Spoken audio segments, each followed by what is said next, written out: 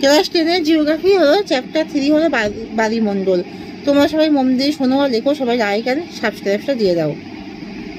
মগ্ন জলের সৃষ্টির কারণ কি? শীতল স্রোত যেখানে উষ্ণ স্রোতের সাথে মিলিত হয় সেখানে শীতল স্রোতের সঙ্গে ভেসে আসা হিমশৈলগুলি উষ্ণ স্রোতের সংস্পর্শে গলে যায় এবং হিমশৈল বাহিত নদী, কাকর, পলি সমুদ্রে অধক্ষিপ্ত হয়। বহুকাল ধরে এই অধক্ষেপণের ফলে অগভীর চলা সৃষ্টি হয়েছে। মরুভূমি সৃষ্টিতে সমুদ্র স্রোতের প্রভাব উদাহরণস্বরূপ ব্যাখ্যা করো। ক্রান্তীয় মহাদেশের পশ্চিম দিক দিয়ে শীতল স্রোত বয়ে যায়।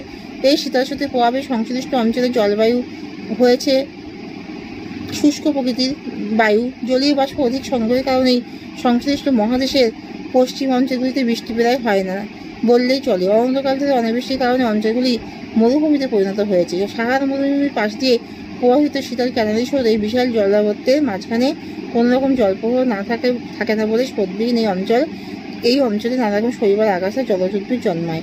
এইভাবে শৈবাল সাগরের উৎপত্তি হয়েছে। ঋতু পরিবর্তন ভারত মহাসাগরের সমুদ্র স্রোতকে কীভাবে প্রভাবিত করে? ঋতু পরিবর্তনের সাথে সাথে মৌসুমী বায়ুর দীর্ঘ গতি পরিবর্তিত হয়। এর ফলে সমুদ্র স্রোতের দীর্ঘ গতি পরিবর্তিত হয়, তাকে বলা যায় ঋতু পরিবর্তন। তথা মৌসুমী বায়ু ভারতের মহাসাগরে সমুদ্র স্রোতকে প্রভাবিত করে। মগ্ন জলের সৃষ্টির কারণ কি?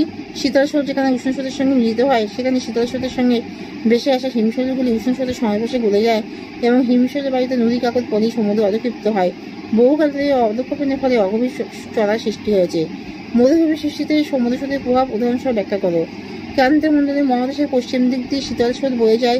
এই শীতল স্রোতের প্রভাবে সংশ্লিষ্ট অঞ্চলের জলবায়ু হয়েছে শুষ্ক প্রকৃতির বায়ু। জলীয় বাষ্প অধিক সংগ্রহের কারণে সংশ্লিষ্ট মহাদেশের পশ্চিম অঞ্চলগুলিতে বৃষ্টি প্রায় হয় না বললেই চলে। অনন্তকাল থেকে অনাবৃষ্টির কারণে অঞ্চলগুলিতে মরুভূমিতে পরিণত হয়। সাহারা মরুভূমির পাশ দিয়ে প্রবাহিত শীতল ক্যানালি স্রোত, সোনেরান মরুভূমির পাশ দিয়ে প্রবাহিত ক্যালিফোর্নিয়া স্রোত, অস্ট্রেলিয়ার মরুভূমির পাশ দিয়ে প্রবাহিত পশ্চিম অস্ট্রেলিয়া স্রোত সংশ্লিষ্ট অঞ্চলে মরুভূমি সৃষ্টিতে সাহায্য করেছে।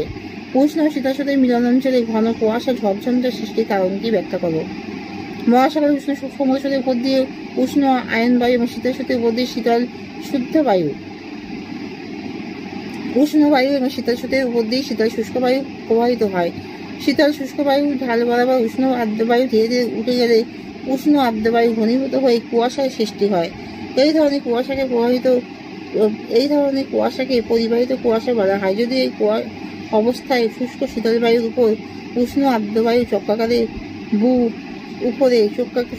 উপরে উঠে নাতিশীতোষ্ণ ঘূর্ণাবাত সৃষ্টি করে তাহলে ঝড়, বৃষ্টি, তুষারপাত ঘটে।